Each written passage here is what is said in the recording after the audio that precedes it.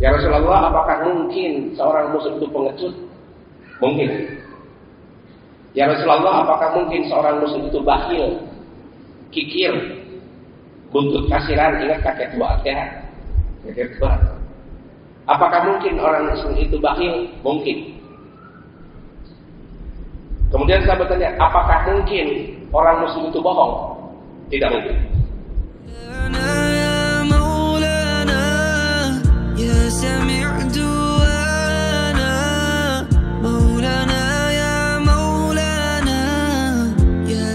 Said Sabiq dalam kitabnya menyampaikan, ada seorang sahabat bertanya kepada Nabi, ini sikap, ima kita ikut di era netizen sekarang ini, ikut di opini, dan itu bahaya. Orang muslim tetap jadi orang Islam, dipercaya tangannya, dipercaya ucapannya, dipercaya ujarannya. Jangan sampai kalau kepercayaan sudah tidak ada, kita jatuh. Biarin memang orang-orang munafik dan memang sifatnya pembohong.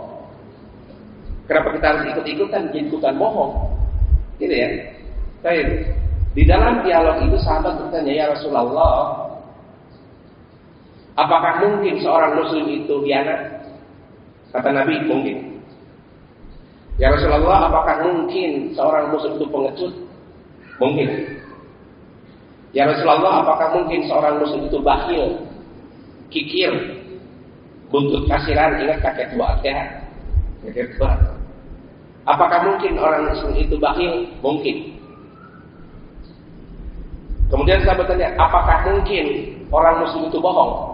Tidak mungkin. Yang lagi pun menegaskan, ya Rasulullah, apakah mungkin seorang muslim itu pengecut? Mungkin. Ada kemungkinan bisa, banyak pengecut. Ya Rasulullah, apakah mungkin seorang muslim itu bakhil? Mungkin. Ya Rasulullah, apakah mungkin seorang muslim itu khianat? Mungkin. Kemudian tanya lagi, ya Rasulullah, apakah mungkin seorang muslim itu bohong? Tidak mungkin. Kenapa? Tidak mungkin sebuah keimanan gabung di hati dengan kebohongan. Kita kan iman, amantu billah. Kami iman, yakin, percaya kepada Allah. Dia artinya gandeng dengan kebohongan? Gak mungkin. Iman ya iman, bohong ya bohong.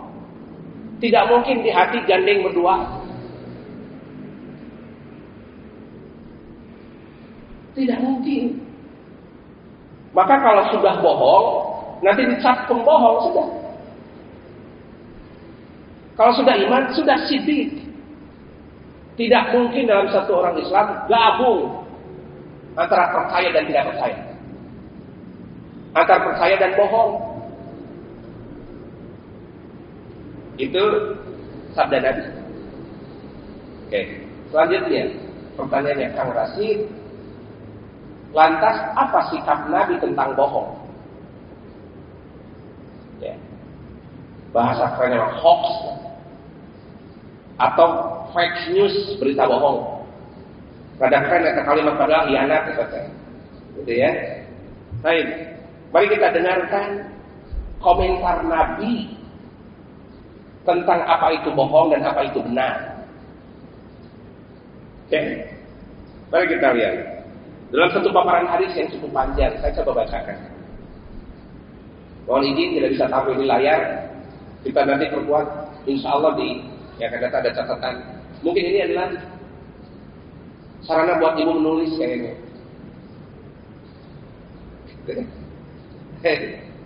Kata Nabi bersabda, Bismillahirrahmanirrahim, alaikum bisidqi, fa inna sidqa yahdi ilal birri, wa innal birra yahdi ilal jannah.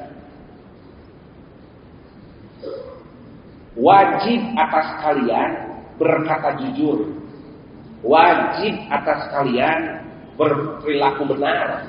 Alaikum bisidqi. Wajib atas kalian memegang amanah. Alaikum bisidqi. Ini pesan Nabi. Wajib atas kalian berperilaku jujur. wajib atas kalian berkata benar, wajib atas kalian menjalani amanah. Alaikum bisidq. Kalau berbicara di sosmed sing amanah atuh. Berbicara di depan televisi yang jujur atuh. Biasanya di balik kebohongan ada yang dituju. Ada yang dituju pengin dapat polling tinggi, pengin dapat viewers yang tinggi. Kalau sebuah karya dibangun dengan kebohongan, laksana buih di lautan. Dan itu bahaya sekali. Kata Nabi, alaikum bisidq. Wajib. Hukum wajib. Kenapa wajib itu? Fa inna sidqa yahdi ilal birri. Sesungguhnya kebenaran itu, kejujuran itu, amanat itu bisa mengantarkan pelakunya kepada jalan kebenaran. Kalau hatinya jujur, dia nanti ketemu dengan orang-orang yang jujur. Nanti dia berpikir tentang kejujuran. Bahkan dia menjadi saksi yang jujur. Karena kejujuran itu bisa mengantarkan dengan sebuah kebaikan. Fa inna sidqa yahdi ilal birri. Sesungguhnya kejujuran itu akan mengantarkan dia kepada kebaikan. Kalau dirinya jujur, ketemu dengan calon yang jujur. Kalau dia pebisnis yang jujur, akan ketemu dengan mitra yang jujur. Kalau engkau menyampaikan pesan kejujuran, akan berefek kepada yang diberi pesannya. Ini yahdi ilal birri. Kemudian wa innal birra yahdi ilal jannah. Dan kebenaran itu, kejujuran itu mengantarkan pelakunya kepada surga. Menjadi kendaraan dia ke surga nanti. Yahdi ilal jannah. Ya. Kemudian selanjutnya Nabi melanjutkan, wa ma yajalur rajulu as-sidqu wa ma yajalur rajulu yasduqu wa yataharras sadqa hatta yaktuba indallahi siddiqan. Seseorang yajalu, ya, wa ma yajalur rajulu yasduqu. Seseorang yang senantiasa jujur dalam menulis di sosmed, jujur dalam berungkap, jujur dalam berkata-kata, jujur dalam bersikap, jujur dalam menyampaikan perasaan, jujur dalam menyampaikan cinta. Ketika senantiasa jujur dan berusaha, ya, untuk jujur. Apa yang pertama? Senantiasa jujur. Karena melihat di permukaan itu banyak kebohongan, tapi dia terus berusaha untuk jujur. Kalimatnya ada dua. Wa ma yajalur rajulu yasduqu. Barang siapa senantiasa jujur, yajalur rajulu, kemudian wa yataharras sadqa, dan terus berjuang untuk jujur dimanapun juga, di kekuasaan, di sosial media, di rumah tangga, ketika suasana sudah membohong, berjuang untuk jujur tetap. Walaupun sekitar itu pembohong, berjuang untuk jujur. Ya, berjuang. Kang Rasid dan semua para pebisnis bohong atau Kang, kamu tetap jujur aja. Kang Rasid di sosmed itu pembohong juga semua. Sudah, kamu jangan masuk ke situ. Oke? Dan disuruh jujur, kalau seperti itu, hatta yaktuba indallahi siddiqan. Orang yang selalu jujur dan berusaha untuk jujur, sehingga nanti Allah menulismu di sisi Allah, engkau sebagai orang yang sangat jujur, siddiqan. Dan pahalanya besar berjuang untuk benar itu. Jujur saja. Ada sebuah kisah tentang kejujuran. Ini Kalau kemarin kan dasarnya ikhlas. Ya, walaupun salah memberi berbuah. Bagaimana ditembak dengan keikhlasan seorang PSK berubah. Bagaimana memberi dengan keikhlasan seorang pencuri berubah. Bagaimana memberi keikhlasan seorang kakek tua yang pelit berubah jadi dermawan. Sebab ikhlas memberi. Oke, itu ikhlas. Sekarang bagaimana kalau terus jujur? Jujur bertutur kata, jujur menulis. Itu berefek kepada si pendengar. Mau tahu cara efeknya? Imam Syafi'i. Imam Syafi'i dibesarkan oleh orang tuanya single parent. Karena ayah beliau sudah meninggal ketika beliau masih muda. Sang ibu membesarkan Imam Syafi'i. Kemudian Imam Syafi'i ini dititipin. Sudah kamu belajar ke Baghdad. Wahai Syafi'i belajar.